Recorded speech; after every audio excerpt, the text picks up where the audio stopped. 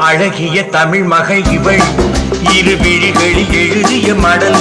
மெல்ல மொழிவது உறவெனும் குரல் படித்தால் ரசிக்கும் கனிபோ இனிக்க